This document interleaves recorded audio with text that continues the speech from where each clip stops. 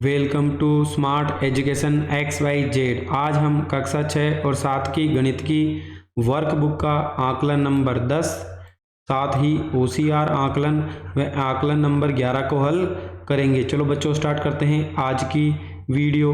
आज का पहला सवाल है 9,91,300 को अंकों में कैसे लिखा जाता है। हमें पता है बच्चों, जब भी लाख की बात होती है कितनी संख्याएं होती है बच्चों, 6 होती है। तो सबसे पहले हम 6 लाइनें बना लेंगे। उसके बाद 9 लाख दिया है यानी लाख वाले स्थान पर 9 लिख देंगे। उसके बाद बोला है 91,000 यानी 91 लिख देंगे हजार की जगह। उसके बाद बोला है 3 है यानी इकाई का अंक 3 है, यानी दहाई और सैकड़े का अंक नहीं दिया तो बच्चों हम क्या लगा देंगे, उसमें 0 लगा देंगे यानी 9,91,003 यानी ऑप्शन नंबर ए इसका सही उत्तर होगा। दूसरा सवाल है, हमें संख्या दी है 2,57,601 में लाख व सैकड़े के स्थान पर आए अंक को परस्पर बदल दें। यानी बच्चों हमें पता है कि ये कौन सा अंक है बच्चों, लाख का है, और ये किसका अंक है, 6 वाला हमें सैकड़े का अंक है। अगर इन दोनों को बदल दें यानी 6 की जगह 2 लिख दें, 2 की जगह 6 लिख दें, यानी इसकी जगह 6 लिख देंगे और जहाँ पर 6 था वहाँ पर क्या लिख देंगे बच्चों, 2 लिख देंगे। तो आंसर कितना हो जाएगा, 6,57,201 यानी ऑप्शन नंबर द इसका सही उत्तर होगा। अगला सवाल है, अनुचित भिन्न 22/7 की मिश्रित भिन्न है। बच्चों अगर हम 22 में 7 का भाग दें कितनी बार जाएगा बच्चों, 3 बार जाएगा। कितना हो जाएगा, 7 या 21। 22 में से 21 गया, कितना बचेगा बच्चों, 1 बचेगा यानी भागफल तो 3 है, शेषफल 1 है और भाज्य कितना है बच्चों, 7 है। यानी हमारा उत्तर क्या हो जाएगा, 3 सही 1/7 यानी ऑप्शन नंबर ब इसका सही उत्तर होगा। चौथा सवाल है, निम्न में 1 सही 1/2 की तुल्य भिन्न लिखिए। सबसे पहले हम इसको सरल भिन्न में बदल लें यानी 2 में 2 का भाग गुणा करेंगे तो कितना हो जाएगा बच्चों, 2 में 1 जोड़ा तो 3 बटा कितना हो जाएगा बच्चों, 2 हो जाएगा। अब हमें क्या करना है, इसकी तुल्य भिन्न बनानी है। अगर मैं ऊपर भी 4 से गुणा करूं नीचे भी 4 से गुणा करूं कितना हो जाएगा बच्चों, 4 को 3 से गुणा किया तो ऊपर हो जाएगा 12, 4 को 2 से गुणा किया तो कितना हो जाएगा बच्चों, 8 यानी 12/8 इसका सही उत्तर होगा। अगला है, निम्न भिन्नों की तुलना कीजिए, उनके बीच में लेस देन यानी जो छोटी संख्या है वह चिन्ह, फिर बराबर का, फिर ग्रेटर देन का चिन्ह का उपयोग कीजिए। पहली भिन्न दे रखी है बच्चों 2 सही 1/3 और 4 सही 1/3, यानी हमें बताना है कि कौन सी संख्या इसमें से बड़ी है और कौन सी छोटी है। सबसे पहले हम क्या करेंगे, इन दोनों भिन्नों को सरल भिन्न में बदल लें बच्चों। 3 को 2 से गुणा किया तो 6, 6 में 1 जोड़ा तो 7 और नीचे कितना है बच्चों, 3 हो जाएगा। 4 को 3 से गुणा किया तो 12, 12 में 1 जोड़ा तो कितना हो गया बच्चों, 13/3 यानी अगर हर समान हो तो जिसका अंश बड़ा होता है वही संख्या बड़ी होती है, यानी 13 बड़ा है 7 छोटा है। तो हम कह सकते हैं कि 2 सही 1/3, 4 सही 1/3 से छोटा है। दूसरा सवाल है बच्चों 5 सही 1/2 यानी 5 को 2 से गुणा किया तो 10, 10 में 1 जोड़ा तो 11, नीचे कितना हो जाएगा बच्चों 2 और इधर भी कितना है बच्चों 11/2 यानी दोनों भिन्न क्या है, आपस में बराबर है। इस वाले सवाल के अंदर 6 को 3 से गुणा किया तो 18, 18 में 2 जोड़ा कितना हो जाएगा बच्चों 20/3। इसी प्रकार इधर है 15, 15 में 2 जोड़ो तो कितना हो गया बच्चों 17/3। तो बड़ी संख्या कौन सी है बच्चों, यानी इन दोनों का हर तो समान है अंश अलग है, यानी 20 बड़ा है 17 से। तो हम कह सकते हैं कि 6 सही 2/3, 5 सही 2/3 से बड़ी भिन्न होगी। अगला है 7 को 2 से गुणा किया तो 14, 14 में 2 जोड़ा कितना हो जाएगा बच्चों 16/7, 7 को 3 से किया तो 21, 21 से 2 23/7 यानी दोनों का हर समान है। तो अंश कौन सा बड़ा है बच्चों, 23 बड़ा है 16 छोटा है। तो हम कह सकते हैं कि 3 सही 2/7, 2 सही 2/7 से बड़ा है। अगला है, सत्य असत्य को छांटिए। अनुचित भिन्न में, अनुचित भिन्न का मतलब बच्चों जब भी ऊपर की संख्या यानी अंश तो बड़ा होगा और हर क्या होगा बच्चों छोटा, यानी अंश तो क्या होगा बड़ा, हर क्या होगा बच्चों छोटा। तो इसमें बोला है कि अंश सदैव हर से छोटा होता है, तो बच्चों ये क्या हो जाएगा, असत्य हो जाएगा, क्योंकि अंश हमेशा बड़ा होता है और हर क्या होता है, छोटा होता है। मिश्रित भिन्न को अनुचित भिन्न तथा अनुचित भिन्न को मिश्रित भिन्न के रूप में लिखा जा सकता है। बिल्कुल सत्य है बच्चों ये वाला। एक धनात्मक एक ऋणात्मक यानी एक प्लस और एक माइनस का गुणनफल, यानी अगर इन दोनों को गुणा किया जाए तो सदैव ऋणात्मक मिलता है, तो बच्चों बिल्कुल सत्य है। उसके बाद दो धनात्मक पूर्णांकों का योगफल, यानी दो धनात्मक है, अगर उन दोनों को हम क्या करें बच्चों, जोड़ें तो सदैव धनात्मक पूर्णांक मिलता है। दो ऋणात्मक पूर्णांक बोला बच्चों, दोनों के चिन्ह किसके हैं, ऋणात्मक है। अगर हम इन दोनों को जोड़ें, क्या बोला बच्चों, अगर दोनों ऋणात्मक चिन्ह हो, अगर हम इन दोनों को जोड़ें तो हमें धनात्मक मिलेगा, नहीं बच्चों हमें क्या मिलेगा, हमें जोड़ तो करनी है लेकिन चिन्ह दोनों ऋणात्मक है, तो आंसर किसका आएगा बच्चों, माइनस का आएगा, यानी क्या हो जाएगा, असत्य कथन हो जाएगा। अगला है निम्नलिखित संख्याओं को अंकों में लिखकर उनका विस्तारित रूप लिखिए। 5 लाख, यानी हमें पता है कि लाख में कितनी संख्याएं होती है बच्चों, 6 संख्याएं होती है। सबसे पहले 5 बोला है तो 5 लिख देंगे। 5 लाख है। 7,000 यानी हजार की जगह कितना रख देंगे बच्चों, 7 रख देंगे। 60 है यानी दाएं का अंक तो 6 है, इकाई का अंक 0 है, यानी सैकड़े का अंक नहीं दिया तो 0 लिख दो, और 10,000 का अंक नहीं दिया तो 0 लिख दो, यानी 5,07,000 60 का सही उत्तर होगा। 1 लाख, यहाँ पे भी लाख की बात हो रही है तो 6 लाइनें बना लेते हैं बच्चों। 1 लाख यानी लाख की जगह 1 लिख लेते हैं। 1,000 यानी हजार की जगह 1 लिख लेते हैं। 1 यानी इकाई का अंक 1 है। जो संख्या बच गई बच्चों वहाँ पे क्या लिख देंगे हम, 0 लिख देंगे, यानी 1,01,001 इसका सही उत्तर होगा। अगला सवाल है बच्चों 8वां, निम्नलिखित संख्याओं को आरोही क्रम में लिखिए, यानी हमें संख्याओं को छोटे से बड़े क्रम में जमा कर लिखना है। देखो हमारे पास 4 संख्या है बच्चों, सबसे पहले अंक देख लेते हैं कितने हैं। इसके अंदर 4 अंक है, इसके अंदर 5 है, इसके अंदर 6 है और इसके अंदर भी 6 है। अगर बच्चों जिसमें अंकों की संख्या कम होती है वो सबसे छोटी संख्या होती है, तो हमारी पहली संख्या क्या हो जाएगी बच्चों, 9,087। उसके बाद अगला अंक क्या हो जाएगा, 65,281। उसके बाद इसमें भी 6 अंक है, इसमें भी 6 अंक है। तो बच्चों हम सबसे पहले इसका लेफ्ट साइड का अंक देखेंगे, यहाँ पर 1 है, यहाँ पर 6 है, इसका मतलब हमारा उत्तर क्या होगा बच्चों, 1,07,321 और अंतिम संख्या क्या हो जाएगी बच्चों, 6,08,000, यानी हमने इसको आरोही क्रम में लिख दिया। अगला संख्या है 15,000, 3,00,000, 3,02,000, 8,713 और अंतिम संख्या बोली है बच्चों इसने कि 5,005। देखो बच्चों सबसे पहले देखते हैं, ये संख्या भी हजार में है, 8,000 ये भी हजार में, 5,000 है, यानी 5,000 सबसे छोटा है। उसके बाद 15,000 है, 15,000 नहीं बच्चों 8,000, यानी ये वाला ऑप्शन पहले आएगा उसके, यानी 8,000 है। फिर उसके बाद कितना हो जाएगा 15,000, फिर लाख में है तो इसको सबसे लास्ट में लिख देंगे। तो पहला क्या हो जाएगा बच्चों 5,005। उसके बाद अगली संख्या क्या होगी बच्चों हमारी होगी 8,713 713। उसके बाद अगली संख्या होगी हमारी 15,002 और अंतिम संख्या क्या हो जाएगी बच्चों 3,02,000, यानी 3,02,000। इस प्रकार हमने आंकलन 10 को हल कर लिया। अगला है बच्चों हम OCR आधारित आंकलन को देखते हैं। पहला सवाल है बच्चों, मोहन कुम्हार ने दीपावली पर पहले दिन 500 दीपक, दूसरे दिन 1250 दीपक, तीसरे दिन 2250 दीपक बेचे। यदि शुरुआत में उसके पास 5,000 दीपक थे तो बताओ अब उसके पास कितने दीपक शेष है। तो हम क्या करते हैं बच्चों, पहले दीपक की संख्या जोड़ लेते हैं। पहले दिन कितने थे 500, दूसरे दिन उसने 1250 बेचे, तीसरे दिन उसने 2250 बेचे, यानी 0 5 5 को जोड़ा 10, 1 आ गया, यानी 5 5 10 वापस 1 आ जाएगा, यानी कितने दीपक बेच दिए उसने बच्चों 4,000 बेच दिए।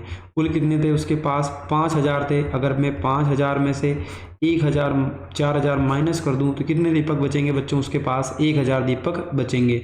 राजन अपनी दुकान पर गया और उसने 625 कमीजें डिब्बों में पैक कर दी। अगर एक डिब्बे में 25 कमीजें हैं तो हमें बताना है कि उसको कितने डिब्बे की आवश्यकता होगी, यानी उसके पास कितनी कमीज है 625। एक डिब्बे में कितनी भरता है बच्चों 25। हम क्या करेंगे, अगर इसमें 25 का भाग दे दें, 25 दूना 50 और 25 पंजो 125, यानी कितने डिब्बों की आवश्यकता होगी बच्चों, उसको 25 डिब्बों की आवश्यकता होगी। अगला है संख्या में 8 और 6 के स्थानीय मान का गुणनफल होगा। 8 कौन से नंबर पे बच्चों, 1000 पे, यानी पीछे कितनी संख्या है, इसके पीछे 3 है तो 3 जीरो लगा देंगे। फिर क्या बोला, गुणनफल, यानी बीच में गुणा का चिन्ह लगा देंगे। 6 इकाई के अंक पे है, यानी 6 का 6 ही होगा। अगर 8 को 6 से गुणा करें तो 48, पीछे 3 जीरो है तो बच्चों 3 जीरो और लगा देंगे, यानी 48,000 इसका सही उत्तर होगा। 8 कॉपियों का मूल्य 32 रुपये है बच्चों, तो अगर मैं 32 में 8 का भाग दूं, यानी कितना आ गया बच्चों, 4 रुपये, यानी एक कॉपी कितने रुपए की होगी बच्चों, 4 रुपये की। हमें बताना है 200 कॉपियाँ, यानी 4 को अगर मैं 200 से गुणा करूं कितना हो जाएगा बच्चों, 800 रुपये, यानी 200 कॉपियों का मूल्य कितना हो जाएगा बच्चों, 800 रुपये हो जाएगा। 36 का गुणनखंड नहीं है, तो बच्चों देखो 12 36, इसका भाग भी जाता है इसमें, 18 दूना 36, इसका भाग भी जाता है। 6 को 6 से गुणा करें तो 36 आता है, यानी 5 का भाग नहीं जाता है, तो हम कह सकते हैं 5 इसका सही उत्तर होगा। 7 का गुणज है बच्चों, 27 में 7 का भाग नहीं जाता, 18 में भी 7 का भाग नहीं जाता, 17 में भी 7 का भाग नहीं जाता है, यानी 21 में 7 का भाग जाता है, तो 21 ही क्या होगा बच्चों, इसका सही उत्तर होगा। 20 के सार्व गुणनखंड लिखिए, यानी बच्चों 20 में किस किस का भाग जाता है, सबसे पहले 1 का भाग जाता है, 2 का भी जाता है, 3 का नहीं जाता है क्योंकि 2 और 0 के जोड़ने पे 2 आएगा, तो 2 में 3 का भाग नहीं जाता है। उसके बाद 4 का भाग 20 में जाता है, 5 का भी जाता है बच्चों, 6 का नहीं जाता, 7 का भी नहीं जाता है, 8 का भी नहीं जाता है, 9 का भी नहीं जाता। उसके बाद किसका जाएगा बच्चों, 10 का और 20 का, यानी जो ऑप्शन नंबर पहला है वही इसका सही उत्तर होगा। निम्नलिखित संख्याओं में से कौन सी संख्या 9 से विभाज्य है, यानी हमें क्या करना है, 9 से विभाज्य संख्या पता करनी है। बच्चों 9 का भाग कब जाता है, जब अगर अंकों का योग 9 से विभाज्य हो, तो हम जोड़ लेते हैं बच्चों, 9 में 9 का भाग चला गया, छोड़ दो इसको। उसके बाद 6 और 5 कितना हो गया बच्चों, 11, 11 और 9 कितना हो गया, 18, नहीं 11 और 9 कितना हो गया बच्चों, 20, 20 में 9 का भाग नहीं जाता, यानी इसमें 9 का भाग नहीं जाएगा। 6 और 4 10 और 5 15, 15 में 9 का भाग जाता है क्या बच्चों, नहीं जाता है। उसके बाद 9 और 8 कितना होता है, 17, 17 में 9 का भाग जाता है क्या बच्चों, नहीं जाता है। इन सबको जोड़ो, 6 और 3 9, 9 9 18, यानी 18 में 9 का भाग जाता है क्या बच्चों, जाता है, यानी 5436 में 9 का भाग जाता है। संख्या 6930 में रिक्त स्थानों पर कौन सा अंक होने पर संख्या 6 से विभाजित हो जाएगी। देखो बच्चों 6 का भाग कब जाता है, अगर किसी संख्या में 2 का और 3 का, अगर दोनों का भाग जाता है तो उसमें 6 का भाग जाता है। बच्चों इकाई का अंक 0 है, यानी 2 का भाग तो इसमें जाएगा। फिर बच्चों हमें 3 का चेक करना है। 3 का कैसे चेक करते हैं, अंकों का योग कितना होना चाहिए बच्चों, हमारे पास 3 से भाज्य होना चाहिए। 6 में 3 का भाग जाता है, काट दो। 9 में 3 का भाग जाता है बच्चों, हाँ काट दो। 3 में 3 का भाग जाता है बच्चों, हाँ काट दो। यानी इन पूरी संख्या में तो 3 का भाग जा रहा है। अब इन ऑप्शन में ऐसी संख्या देखनी है जिसमें 3 का भाग जाता हो। 7 में 3 का भाग नहीं जाता, 5 में भी नहीं जाता, 4 में भी नहीं जाता, 6 में जाता है। यानी हमारा जो खाली स्थान है उसके अंदर कौन सी संख्या आएगी बच्चों, 6 आएगी। निम्नलिखित में से कौन सी संख्या 279 का गुणनखंड है।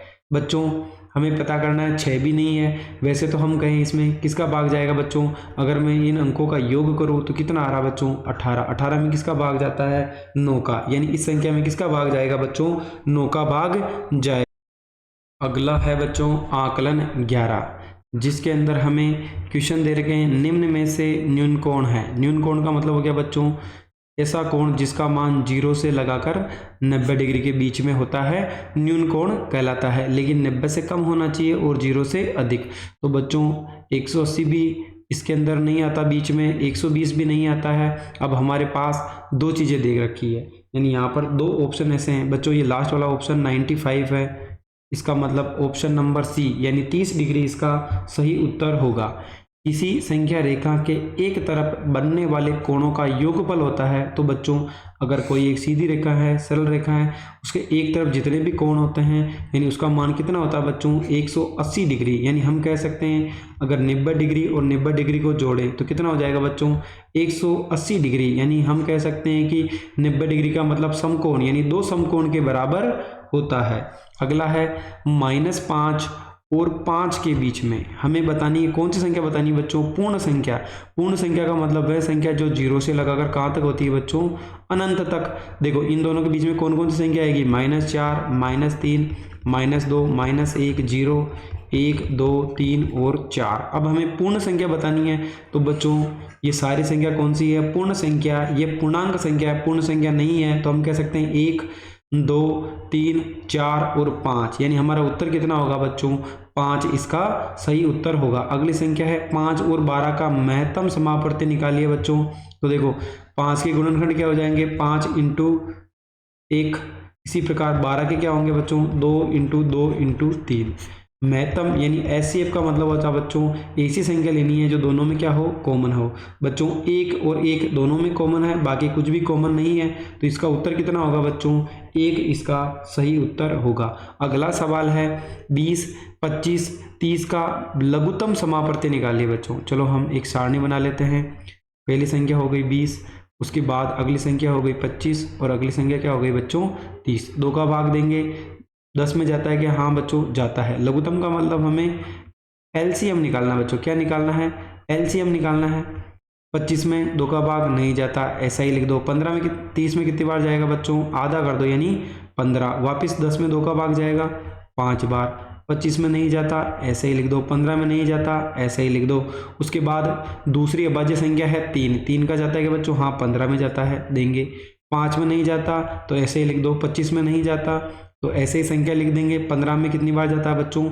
5 बार। अब 3 का भाग इन किसी भी संख्या में नहीं जाता है। अगली अभाज्य संख्या क्या है बच्चों? 5 है, यानी 1 बार जाएगा। 25 में 5 बार और 5 में 1 बार। वापिस 5 में किसका भाग जाएगा बच्चों? 5 का ही जाएगा। यानी हम कह सकते हैं 2 × 2, 3 × 5 × 5। यानी बच्चों कितना हो जाएगा? 25। 25 को 3 से गुणा करोगे तो कितना आ जाएगा बच्चों? 75। 75 का 2 गुना 150, 150 का 2 गुना 300। यानी हमारा एलसीएम कितना होगा बच्चों? 300 इसका सही उत्तर होगा। अगला है 20, 28, 36 का महत्तम, यानी हमें एचसीएफ निकालना है बच्चों। चलो बच्चों पहले हम एक टेबल बना लेते हैं। टेबल बना दी, यानी 20, 28 और 36 है। सबसे पहले 2 का भाग सभी में जा रहा है क्या? एचसीएफ का मतलब है बच्चों, देखो वापस देखते हैं। एलसीएम का मतलब था अगर इन तीनों में से किसी भी एक संख्या में अभाज्य संख्या यानी 2, 3, 5, 7, 11 अगर इनमें से किसी भी संख्या का एक में भी भाग जा रहा है तो हम भाग देते हैं। एचसीएफ का मतलब होगा इसी संख्या का ही भाग देना है। इनमें कौन सी संख्या होनी चाहिए? वो भी अभाज्य, जिनका इन तीनों संख्याओं में भाग जा रहा हो। बच्चों देखो 2 का भाग 0 है इकाई अंक जाएगा, 8 है इकाई अंक तो भी जाएगा, 6 है तो भी जाएगा, यानी 2 का भाग तीनों में जा रहा है, यानी हम 2 का भाग देंगे। 20 में कितनी बार जाएगा बच्चों? 10 बार।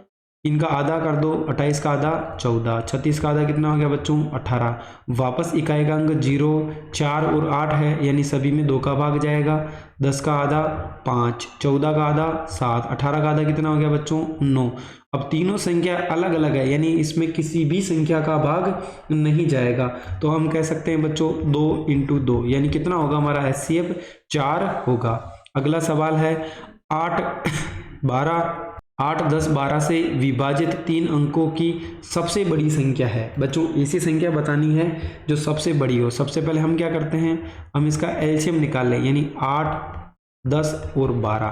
सबसे पहले 2 का भाग देंगे बच्चों 4 बार, 10 में 5 बार, 12 में 6 बार। वापस 2 का भाग 4 में 2 बार, 5 में नहीं जाएगा तो ऐसे ही लिख देंगे। 6 का आधा 3। वापस 2 का भाग 1 बार, 5 में नहीं जाएगा, 3 में नहीं जाएगा तो ऐसे ही लिख देंगे।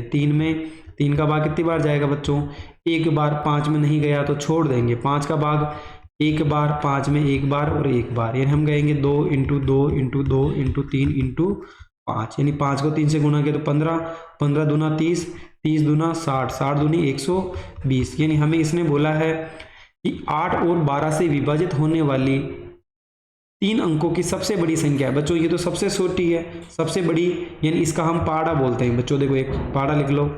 12 × 12, 12 दूना 24, 12 तिया 36, 12 चौक 48, 12 पंजो 60, 12 छक्की 72, 12 साम 84, 12 अंटी 96, 12 नमानी 108। तो ये बच्चों अगली संख्या तो क्या हो जाएगी? 4 अंकों की हो जाएगी।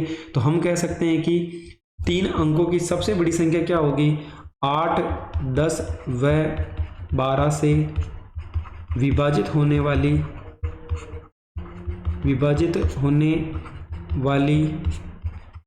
3 अंकों की सबसे बड़ी संख्या 960 होगी। क्या होगी बच्चों? 960 होगी, क्योंकि सबसे छोटी तो 120 है और सबसे बड़ी क्या होगी? 960 होगी। आज का अंतिम सवाल है बच्चों, नीचे दिए गए कोणों को चंदे की सहायता से बनाइए। अगर बच्चों हम इस कोण को नापेंगे तो कितनी डिग्री का आएगा बच्चों? 60 डिग्री का आएगा। इसी प्रकार अगर एक सरल रेखा में बन रहा है तो कितनी डिग्री का आएगा बच्चों? 180 डिग्री का आएगा। अगला है, नीचे दिए गए कोणों को चांदे की सहायता से बनाइए। अगर हम बच्चों 145 का कोण बनाएंगे तो इस प्रकार बनेगा। आप चंदे की सहायता से बना के देख सकते हैं। 75 है यानी 90 से थोड़ा सा कम होगा, यानी बच्चों किस प्रकार बनेगा? इस प्रकार बनेगा। 140 है यानी क्या हो जाएगा बच्चों? 90 से ज़्यादा होगा, यानी इसका कोण कैसे बनेगा बच्चों? इस प्रकार बनेगा, यानी ये 75 का हो जाएगा, ये 45 डिग्री का हो जाएगा। यानी इस प्रकार हमने बड़ी आसानी से आकलन 10 होशियार आकलन और आकलन नंबर 11 को हल कर लिया। अगर आपको हमारी वीडियो पसंद आई हो, मेहनत पसंद आई हो, तो वीडियो को लाइक करें, सब्सक्राइब करें और अपने प्रिय मित्रों को भी शेयर करें, ताकि वो भी हमारी वीडियो का आनंद ले सके और पढ़ाई में आगे बढ़ सके। Thank you so much.